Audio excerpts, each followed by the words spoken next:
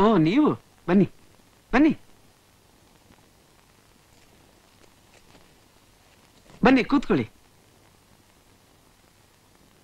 ಏನು ಬಡ ಸಾಹಿತಿ ಮನೆಗೆ ಒಬ್ರೇ ಬಂದ್ಬಿಟ್ಟಿದ್ದೀರಾ? ನಾನು ನಿಮ್ಮ ಹತ್ರ ಸ್ವಲ್ಪ ಪರ್ಸನಲ್ ಆಗಿ ಮಾತಾಡ್ಬೇಕಾಗಿತ್ತು, ಅದಕ್ಕೆ. ಏನು ಯಾಕೆ ಸೀರಿಯಸ್ ಆಗಿದ್ದೀರಾ? ನೋಡಿ, ನಾನು ನಿಮ್ಮ ತಂಗಿ ಇದ್ದ ಹಾಗೆ. ನಿಮ್ಮ ತಂಗಿ ಸಂಸಾರ ಹೇಗೋ ನನ್ನ ಸಂಸಾರನೂ ಹಾಗೆ. ಖಂಡಿತ. ಏನಾಗಿದೆ ಈಗ? ನಾನೊಂದು ದೊಡ್ಡ ಸಮಸ್ಯೆಯಲ್ಲಿ ಸಿಕ್ಕಾಕೊಂಡಿದ್ದೀನಿ. ಅದನ್ನ ಬಿಡಿಸೋ ಭಾರ ನಿಮ್ದು.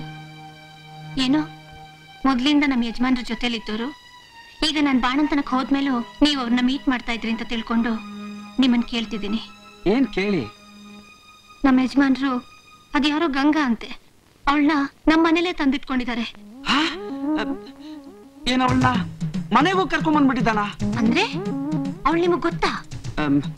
ನಾನು ಅವಳನ್ನ ನೋಡಿಲ್ಲ, ಆದ್ರೆ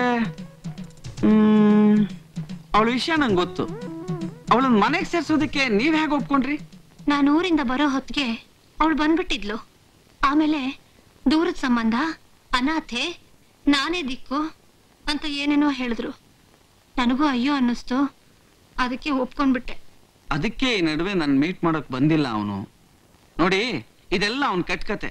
ನಿಮ್ ಸಂಸಾರ ಚೆನ್ನಾಗಿರ್ಬೇಕಾದ್ರೆ ಮೊದಲು ಅವಳನ್ನ ಹೊರಗಡೆ ಹಾಕಿ. ಯಾಕೆ?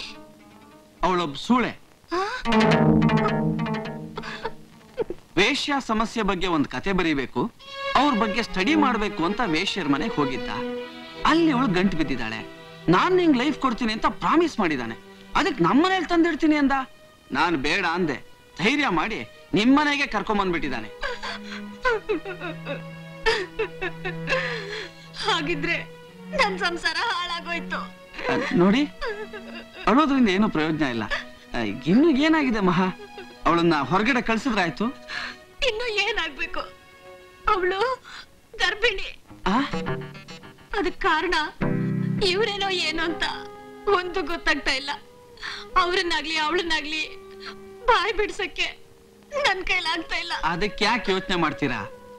ಅವಳು ಬಿಲಾಂಗಿಂಗ್ಸ್ನೆಲ್ಲ ಚೆಕ್ ಮಾಡಿ, ಏನಾದ್ರೂ ಸಾಕ್ಷಿ ಸಿಕ್ಕರೂ ಸಿಕ್ಬಹುದು. ಆಗ ಗಲಾಟೆ ಮಾಡಿ ಒದ್ದೋಡ್ಸಿ. ಮಗು ಆಗ್ಬಿಟ್ರೆ ಆಮೇಲೆ ನಿಮ್ ಸ್ಥಿತಿ ತುಂಬಾ ಕಷ್ಟ ಆಗುತ್ತೆ. ತುಂಬಾ ಥ್ಯಾಂಕ್ಸ್. ಇರೋ ವಿಷಯ ಹೇಳಿ ತುಂಬಾ ಉಪಕಾರ ಮಾಡಿದ್ರಿ.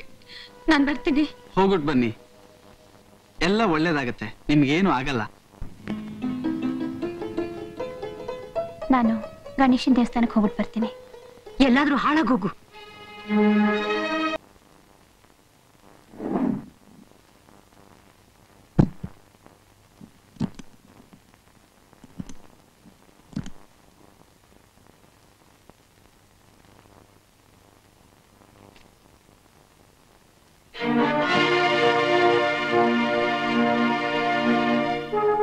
ಒಲವಿನ ಪ್ರೇಮ ಗಂಗೆ, ಚೆಲುವಿನ ಧಾರೆ ಗಂಗೆ, ಸ್ನೇಹದ ನನ್ನಾಸರೆಯಳು ಬಾ, ಹೃದಯದ ಕದವನು ತೆರೆದಾಗಿದೆ ಬಾ.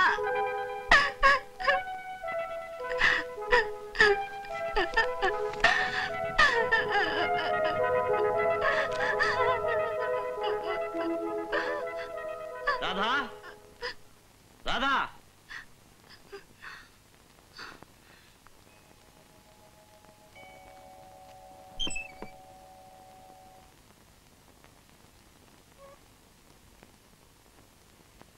ರಾಧಾ, ನಿನ್ನತ್ರ ಒಂದು ಮುಖ್ಯವಾದ ವಿಷಯ ಮಾತಾಡ್ಬೇಕಿತ್ತು. ಏನದು? ನೀನೊಂದು ಕಾಗದ ಬರೆದು ನಿನ್ನ ತಮ್ಮ ರಾಧಾಕೃಷ್ಣನ್ ಕರೆಸ್ತೀಯಾ? ಯಾಕೆ? ಅವನಿಗೆ ಮಹಿಳೆಯರ ಬಗ್ಗೆ ಹೆಚ್ಚಿನ ಕಾಳಜಿ ಇದೆ.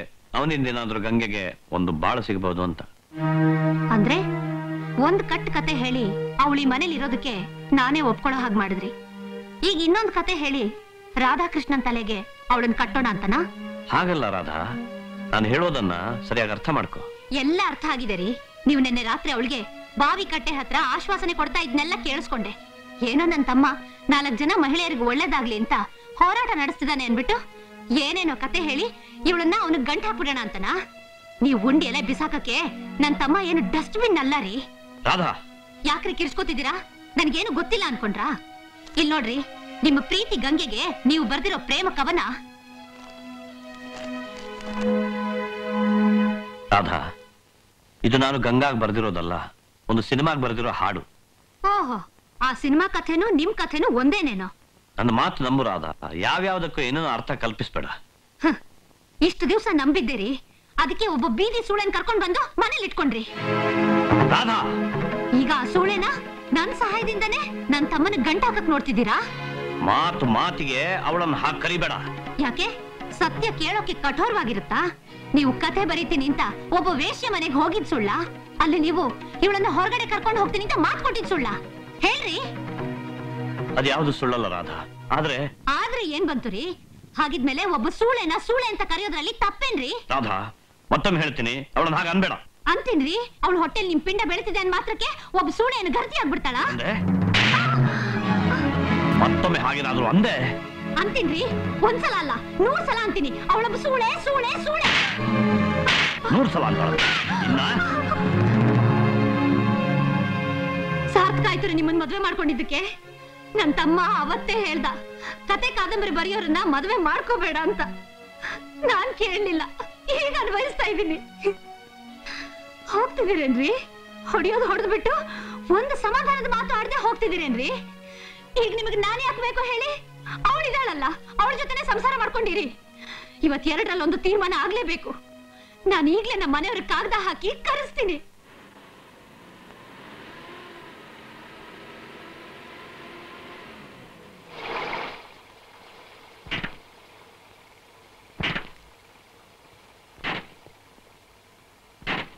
ಅಮ್ಮ, ಸಮಾಧಾನ ಮಾಡ್ಕೊ. ಕಷ್ಟಗಳು ಮನುಷ್ಯನಿಗೆ ಬರದೆ ಮರಕ್ಕ ಬರುತ್ತವೆ. ರಾಧಾ, ಸೂರ್ಯ ಚಂದ್ರರಿಗೆ ತಪ್ಪಿದ್ದಲ್ಲ, ಗ್ರಹಣದ ರೂಪದಲ್ಲಿ ಬಂದು ಕಾಡುತ್ತೆ. ನಮ್ಮನ್ ಬಿಡುತ್ತೇನಪ್ಪ. ಕಣ್ಣೀರ್ ಹಾಕ್ಬೇಡ, ನನ್ನಿಂದ ನೋಡಕ್ಕಾಗಲ್ಲ. ಯಾವ್ದೋ ಹೆಂಗಸಿಗೆ ಯಾವ್ದೋ ಗಂಡಸ್ ಮೋಸ ಮಾಡಿದ್ರೆ ನನ್ನಿಂದ ನೋಡಕ್ಕಾಗಲ್ಲ. ಅಂತಾದ್ರೆ ನನ್ನಕ್ಕ ನನ್ನ ಮುಂದೆ ಗೋಳಾಡ್ತಿದ್ರೆ ನನ್ನಿಂದ ತಡೆಯಕ್ಕಾಗುತ್ತಾ? ಆಕ್ರೋಶ ಹುಕ್ಕು ಬರುತ್ತೆ. ಭಾವನ್ ಬೀದಿನಲ್ಲಿ ನಿಲ್ಸಿ ಮುಖಕ್ಕೆ ಸಗಣಿ ನೀರೇ ಚೌಮಾನ ಮಾಡ್ತೀನಿ. ಒಂದು ಹೆಣ್ಣಾಗಿ ಹುಟ್ಟಿ ಇನ್ನೊಂದು ಹೆಣ್ಣಿ ಕೇಳ್ ಬಯಸಕ್ ಬಂದಿದ್ದಾಳಲ್ಲ, ಆ ನಮ್ ಭಾವನ್ ಸ್ಟೆಪ್ನಿ ಎಲ್ಲಿದ್ದಾಳೆ ತೋರ್ಸು. ಅವಳನ್ನ ಹುಟ್ಟಿಲ್ಲ ಅನ್ಸ್ಬಿಡ್ತೀನಿ. ಅವಳು ತಾನಾಗಿ ಭಾವನ್ ಬಿಟ್ಟು ಓಡ್ಬೇಕು, ಹಾಗೆ ಮಾಡ್ತೀನಿ. ರಾಧಾಕೃಷ್ಣ, ಉದ್ವೇಗದಲ್ಲಿ ಮಾತಾಡುವಂತ ಸಮಯ ಅಲ್ಲ ಇದು. ನಾವು ಭಾವನ ಮನಸ್ಸು ರಾಧನ ಕಡೆ ಎಳೆಯಾಗಿ ಮಾಡ್ಬೇಕು ವಿನಃ ಅವಳನ್ನ ಕಂಡನೆ ಆಗದೆ ಇರೋ ಹಾಗಲ್ಲ. ಸರಿಯಾಗಿ ಹೇಳಿದೆ ಕಣೋ, ಸಭ್ಯತೆ ಅಂದ್ರೆ ಅದು. ರಾಧಾ, ಅಳಿಯಂದ್ರು ಮನ್ಲಿಲ್ವೇನಮ್ಮ? ಹೊರಗಡೆ ಬರ್ತಾ ಇದ್ದಾರೆ. ಓ, ಚೆನ್ನಾಗಿದ್ದೀರತ್ತೆ? ಚೆನ್ನಾಗಿದ್ರ ಮಾವ? ಚೆನ್ನಾಗಿದ್ದೀನಪ್ಪ. ಒಳಗ್ ಬನ್ನಿ, ಕೂತ್ಕೊಳ್ಳಿ. ಏನು ರಾಧಳ ಆರ್ಭಟದ ಕಾಗದ ನೋಡಿ ಎಲ್ರು ಹೆದರ್ಕೊಂಡು ಬಂದ್ಬಿಟ್ರ?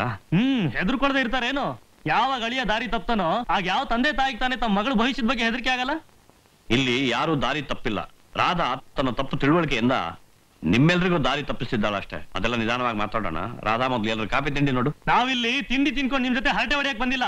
ನಮ್ಮ ಅಕ್ಕನಿಗೆ ನೀವು ಮಾಡಿರೋ ಅನ್ಯಾಯ ತಿಳ್ಕೊಂಡು ನಿಮಗೆ ಬುದ್ಧಿ ಕಲ್ಸಕ್ ಬಂದಿದೀವಿ. ಲೋ ರಾಧಾಕೃಷ್ಣ, ಸ್ವಲ್ಪ ಸುಮ್ಮನಿರ್ತೀಯೇನೋ? ದೊಡ್ಡವ್ರು ನಾವಿದ್ದೀವಿ, ಮಾತಾಡ್ತೀವಿ. ಹೌದೌದು, ದೊಡ್ಡವ್ರು ಮಾತಾಡ್ತಾರೆ ಅಂತ ಯುವಕರು ಸುಮ್ಮನಿದ್ದಕ್ಕೇನೆ ಇವತ್ತಿನ ಸಮಾಜ ಕೆಟ್ಟ ಕುಲ್ಗೆಟ್ ಹೋಗಿರೋದು. ನಮ್ಮ ಅಕ್ಕನಂತ ಎಷ್ಟೋ ಜನ ಇನ್ನೋಸೆಂಟ್ಸ್ ನಮ್ಮ ಭಾವನಂತ ಫ್ರಾಡ್ಸ್ಗಳು ಮೋಸ ಮಾಡ್ತಾ ಇರೋದು. ಅಕ್ಕ, ಎಲ್ಲಿದ್ದಾಳೆ? ಕರಿ ಅವಳನ್ನ, ಎಲ್ಲರದಿಗೂ ಬರ್ಲಿ ವಿಚಾರಿಸೋಣ. ನನ್ಗಳು ಮುಖ ನೋಡಕ್ಕೂ ಅಸಹ್ಯ. ಆ ರೂಮಲ್ಲಿ ಇದ್ದಾಳೆ, ನೀನೇ ಕರಿ.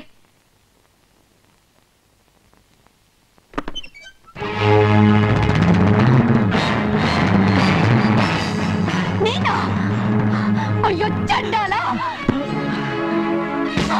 ಪಾಪಿ! ಚಂಡಾಲ! ಬಿಡಲ್ಲ ನಿನ್ನ!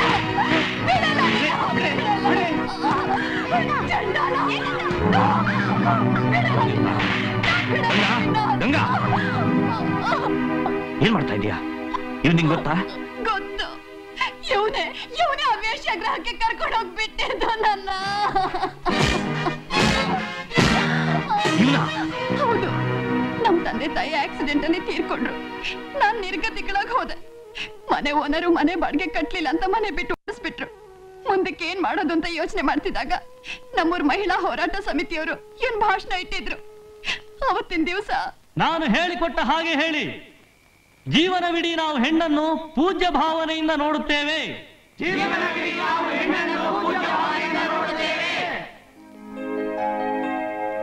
ಹೆಣ್ಣಿಗೆ ಮೋಸ ಮಾಡುವವರನ್ನು ನಾವು ಘೋರ ಶಿಕ್ಷೆಗೆ ಗುರಿಪಡಿಸುತ್ತೇವೆ.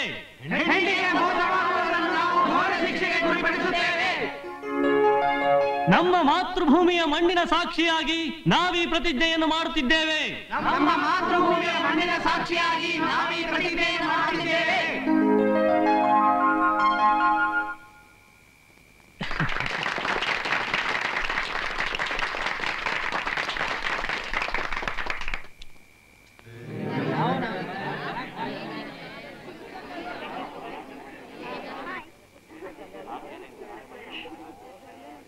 ನಮಸ್ಕಾರ ಸರ್. ನಮಸ್ಕಾರ ತಾಯಿ. ಸರ್ ಬನ್ನಿ ಸರ್ ಹೋಗೋಣ. ನಾನು ಈ ಮಹಿಳೆ ಕಷ್ಟ ಸುಖ ವಿಚಾರಿಸ್ಕೊಂಡ್ ಬರ್ತೀನಿ, ತಾವು ಹೊರಡಿ. ಏನ್ ತಾಯಿ? ನಾನು ಗಂಗಾ ಅಂತ. ನಿಮ್ ಮಾತುಗಳನ್ನ ಕೇಳಿ ನಿಮ್ ಮೇಲೆ ಪೂಜ್ಯ ಭಾವನೆ ಬಂತು. ಅದಕ್ಕೆ ನಿಮ್ ಹತ್ರ ಕಷ್ಟ ಹೇಳ್ಕೊಳ್ಳೋಣ ಅಂತ ಬಂದೆ. ಏನ್ ತಾಯಿ ನಿನ್ ಕಷ್ಟ? ನಾನೊಬ್ಬ ಅನಾಥೆ, ನೆಲೆ ಇಲ್ದೇ ಇರೋಳು. ಹೆಣ್ಣಿನ ಬಗ್ಗೆ ನಿಮ್ಗಿರೋ ಕಾಳಜಿ ನೋಡಿ ನಿಮ್ ಹತ್ರ ಸಹಾಯ ಕೇಳೋಣ ಅಂತ ಬಂದೆ. ಆಯ್ತಮ್ಮ, ಈಗ ನಿನ್ಗೊಂದು ಆಶ್ರಯ ಬೇಕು ಅಷ್ಟೇ ತಾನೇ? ನಿನ್ನಂಥ ನಿರ್ಗತಿಕರಿಗೆ ಆಶ್ರಯ ಕೊಡೋಕೆ ಅಂತಾನೆ ನಾವೊಂದು ಮಹಿಳಾ ಸ್ವಯಂ ಉದ್ಯೋಗ ಸಂಸ್ಥೆ ಅಂತ ನಡೆಸ್ತಾ ಇದೀವಿ. ಮಣಿಮಂಜರಿ ಅನ್ನೋ ಒಬ್ರು ಸಾಧ್ವಿ ಮಣಿ ಅದು ನೋಡ್ಕೋತಾ ಇದ್ದಾರೆ. ನೋಡು, ನೀನಲ್ಲಿಗೆ ಸೇರೋಕೆ ಇಷ್ಟಪಟ್ರೆ ನಾನು ನಿನ್ನ ಕರ್ಕೊಂಡು ಹೋಗಿ ಅಲ್ಲಿಗೆ ಸೇರಿಸ್ತೀನಿ. ನೀನಲ್ಲಿ ಆಶ್ರಯ ಪಡಿಬಹುದು, ಅಲ್ಲಿ ನೀನು ಬಾಳ ಬೆಳಕಾಗುತ್ತಮ್ಮ. ಆಯ್ತು ಸರ್, ನಾನ್ ನಿಮ್ ಜೊತೆ ಬರ್ತೀನಿ. ಬಾ ಗಂಗಾ, ಬಾ ಒಳಗೆ. ಓಹೋ, ಸಮಾಜ ಸೇವಕ ರಾಧಾಕೃಷ್ಣ ಅವರು ಬರ್ಬೇಕು ಬರ್ಬೇಕು.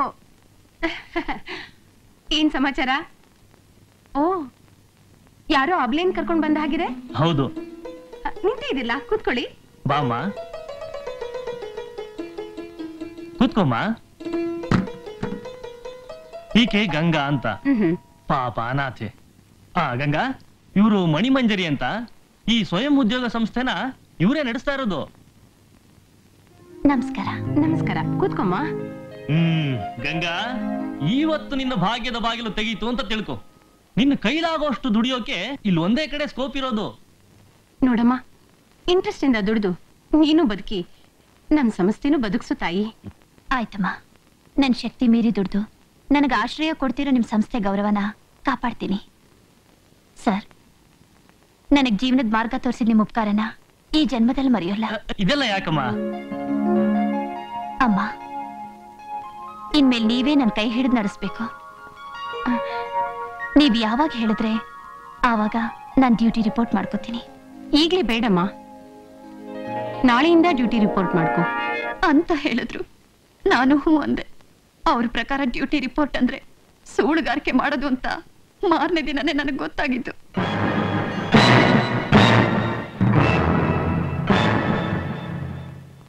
ಯಾರ್ಯಾರನ್ನೋ ತನ್ನ ರೂಮಲ್ಲಿ ಬಿಟ್ರು. ಅವ್ರನ್ನ ಹೊಡೆದು ಬಡ್ದು ಹೆದರ್ಸಿ ನನ್ ಶೀಲ ಕಾಪಾಡ್ಕೊಂಡೆ. 4ನೇ ದಿನ ಕಥೆಗೆ ಐಡಿಯಾ ಬೇಕು ಅಂತ ಇವ್ರು ಬಂದ್ರು. ನನ್ ಪರಿಸ್ಥಿತಿ ನೋಡಿ ಕಣ್ಣೀರಿಟ್ರು. ಹೊರಗಡೆ ಕರ್ಕೊಂಡು ಹೋಗಿ ನಿನಗ್ ದಾರಿ ತೋರಿಸ್ತೀನಿ ಅಂತ ಮಾತು ಕೊಟ್ರು. ಒಂದಿನ ಇವ್ರು ಬರ್ಲಿಲ್ಲ ಅಂದ್ರೆ ಆ ಮನೇಲಿ ನನಗೆ ಎಷ್ಟು ಹಿಂಸೆ ಕೊಡ್ತಿದ್ರು ಹೇಳೋಕ್ಕಾಗಲ್ಲ. ಒಂದಿನ ಇವ್ರು ಬರೋದು 2 ಗಂಟೆ ತಡವಾಯ್ತು. ಅವತ್ತಿನ ದಿವಸ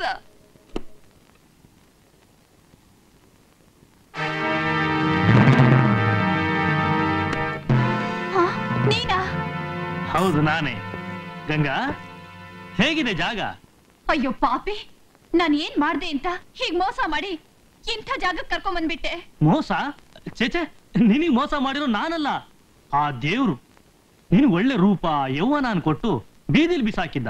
ನಾನು 4-6 ಜನಕ್ಕೆ ಅದರಿಂದ ಉಪಯೋಗ ಆಗ್ಲಿ, ನಿನ್ನ ಯೌವನದ ಸದ್ವಿನಿಯೋಗ ಆಗ್ಲಿ ಅಂತ ನಿನ್ನ ಇಲ್ಲಿ ಕರ್ಕೊಂಡ್ ಬಂದ್ಬಿಟ್ಟೆ. ಚಂಡಾಲ, ಹೀಗ್ ಮಾತಾಡೋದಕ್ಕೆ ನಿಂಗೆ ನಾಚಿಕೆ ಆಗಲ್ಲ? ನಾಚಿಕೆ? ಅದು ನನ್ನ ಡಿಕ್ಷನರಿನಲ್ಲೇ ಇಲ್ಲ. ಸಪೋಸ್ ಅದು ಯಾರ ಹತ್ರನಾದ್ರೂ ಇದ್ರೆ ನಾನು ಅದನ್ನ ಕಳಿದೇ ಬಿಡಲ್ಲ. ಅಂದ್ರೆ ನಿನ್ನ ಹತ್ರ ಇರೋ ನಾಚಿಕೆಯಿಂದ ನಮ್ ಬಿಸ್ನೆಸ್ ಚಲ್ ಹೊಡಿತಾ ಇದೆ. ನೀನ್ ಯಾವನ ಒಬ್ಬ ನಂಬ್ಕೊಂಡ್ರೆ ಸಾಲದು. ನೀನ್ 4-6 ಜನಕ್ಕೆ ಸಿಗ್ಬೇಕು, ಆಗ ನಮಗ್ 4-6 ಕಾಸು ಸಿಗ್ಬೇಕು. ನಾನು ಅದಕ್ಕೀಗ ನೋಡು, ದಯವಿಟ್ಟು ನಾನೇನು ಮಾಡ್ಬೇಡ. ನಾನಿನ್ನು ನನ್ನ ದೇಹನ ಯಾರಿಗೂ ಒಪ್ಪಿಸ್ದೆ ಶೀಲ ಕಾಪಾಡ್ಕೊಂಡ್ ಬಂದಿದ್ದೀನಿ. ಅದಕ್ಕೆ ಅದ್ಯಾರೋ ಪುಣ್ಯಾತ್ಮ ನಿನಗ್ ಲೈಫ್ ಕೊಡ್ತೀನಿ, ನಿನ್ನ ಹೊರಗಡೆ ಕರ್ಕೊಂಡು ಹೋಗಿ ಒಳ್ಳೆ ಕಡೆ ನೋಡಿ ಮದ್ವೆ ಮಾಡ್ತೀನಿ ಅಂತ ಮಾತು ಕೊಟ್ಟು ನಿತ್ಯ ಬಂದು ಈ ಮನೆ ಯಜಮಾನಿ ಕೇಳ್ದಷ್ಟು ದುಡ್ಡು ಕೊಟ್ಟು ನನ್ ಕೈ ಕೂಡ ಮುಟ್ತೆ ಹೋಗ್ತಿದ್ದಾರೆ. ಇನ್ನೊಂದ್ 2 ದಿವಸದಲ್ಲಿ ಅವ್ರು ನನ್ನ ಹೊರಗಡೆ ಕರ್ಕೊಂಡು ಹೋಗ್ತಾರೆ. ನಾನೇನೂ ಮಾಡ್ಬೇಡ ಪ್ಲೀಸ್. ಯಾವನೋ ಬಕ್ರ ನನ್ನ ಮಗ ಇರ್ಬೇಕು ಅಂತ ಕಾಣಿಸುತ್ತೆ. ಒಟ್ನಲ್ಲಿ ನನ್ನ ಅದೃಷ್ಟದಲ್ಲಿ ಗಿಣಿ ಕಚ್ಚಿದೆ ಇರೋ ಹಣ್ಣನ್ನೇ ತಿನ್ಬೇಕು ಅಂತ ಬರ್ದಿದ್ರೆ ಅದನ್ನ ತಪ್ಸೋಕ್ ಯಾರಿಂದ ಸಾಧ್ಯ? ಮಣಿಮಂಜರಿ, ಅಕ್ಕಿ ಹಾದಿಗೆ ಬಂದಾಯ್ತು. ಇದೇ ತರ ಇನ್ನೂ 4-6 ಜನನ ಬಿಡು, ಆಗ ತಾನೇ ತಾನಾಗಿ ಪೂರ್ತಿ ದಾರಿಗೆ ಬರುತ್ತೆ.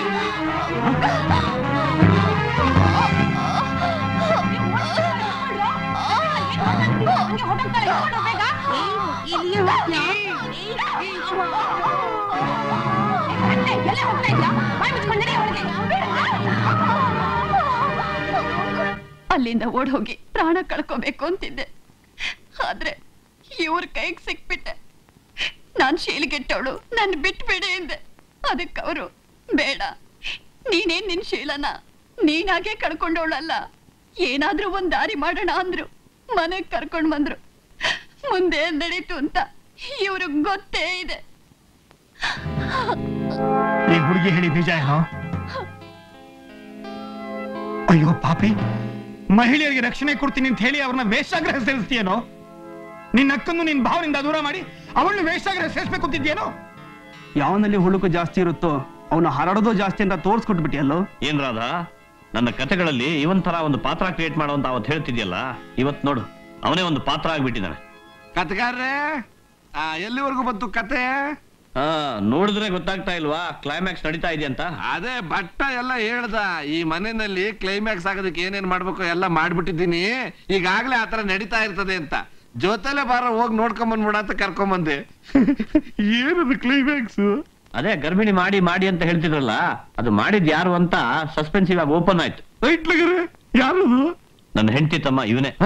ಅಯ್ಯೋ ನಿನ್ನ ಹಿಡ್ಕೊಳ್ಳೋ, ಅಂದ್ರೆ ನಮ್ ಕತೆ ಹೀರೋ ಬಾವ ಇದ. ಎಂಡಿಂಗ್ ಏನ್ ಮಾಡಿದೀರಾ? ನನ್ನ ಎಲ್ಲಾ ಕತೆಗಳಿಗೆ ಸ್ಫೂರ್ತಿ ನನ್ನ ಹೆಂಡತಿನೇ, ಅದರಲ್ಲೂ ಈ ಕಥೆನಲ್ಲಿ ಈ ಕ್ಯಾರೆಕ್ಟರ್ಗೆ ಎಂಡಿಂಗ್ ಅವಳೇ ಹೇಳಿ. ಹೌದು, ನಾನೇ ಹೇಳ್ತೀನಿ. ಸಮಾಜ ಸೇವಕ ಅನ್ನೋ ಮುಖವಾಡ ಧರಿಸ್ಕೊಂಡು ಹೆಂಗಸರಿಗೆ ವಂಚನೆ ಮಾಡ್ತಾ ಇದ್ದೀವನ್ನ ಇವನು ಹೇಗೆ ಬೇರೆಯವ್ರನ್ನ ಕತ್ತೆ ಮೇಲೆ ಕುಡಿಸಿ ಮೆರವಣಿಗೆ ಮಾಡ್ತಿದ್ನೋ ಅವನಿಗೂ ಹಾಗೆ ಮಾಡಿ. ರಿವೆಂಜ್ ಸಬ್ಜೆಕ್ಟ್ ಆಗ್ಬಿಡುತ್ತೆ, ಜನ ಲೈಕ್ ಮಾಡೋದಿಲ್ಲ. ಹ್ಯಾಪಿ ಎಂಡಿಂಗ್ ಹೇಳಿಯಪ್ಪ. ಅಂದ್ರೆ ಹ್ಯಾಪಿ ಎಂಡಿಂಗ್ ಅಂದ್ರೆ ಹೇಗೂ ಈಕೆ ಹೊಟ್ಟೆಲ್ ಬೆಳೀತಾ ಇರೋದು ಇವ್ರ ಮಗು ತಾನೆ, ಇಬ್ರಿಗೂ ಮದುವೆ ಮಾಡಿಸ್ಬಿಟ್ರೆ. ಅಯ್ಯ ಮಂಡಲೆ, ಅಪರೂಪಕ್ಕೊಂದು ಐಡಿಯಾ ಕೊಟ್ಬಿಟ್ಟು ನೀನು ಸಕ್ಸಸ್ ಆಗ್ಬಿಟ್ಟಿಯಲ್ಲ. ಅಂದ್ರೆ ನಮ್ ಕತೆ ಈಗ ಒಂದ್ ಬೊಂಬಟ್ ಶೇಪ್ ತಗೊಂಡ್ಬಿಡ್ತು. ಪೂಜೆ ಇಟ್ಕೊಂಡ್ಬಿಡೋಣ ಧಾರಾಳವಾಗಿ. ವಿಷ್ಣುವರ್ಧನ್ ರವರು ಯಾಗೂ ಒಪ್ಕೊಂಡಿದ್ದಾರೆ ಸುಚಾನ್ ಮಾಡೋದಕ್ಕೆ. ಆಮೇಲೆ ನಮ್ ಡಿಸ್ಟ್ರಿಬ್ಯೂಟರ್ ಪಾಲಿದಾರಲ್ಲ, ಅವರು ಕ್ಲಾಪ್ ಮಾಡ್ಬಿಡ್ತಾರೆ. ಪೂಜೆ ಮಾಡ್ಬಿಡೋಣ. ಓಕೆ.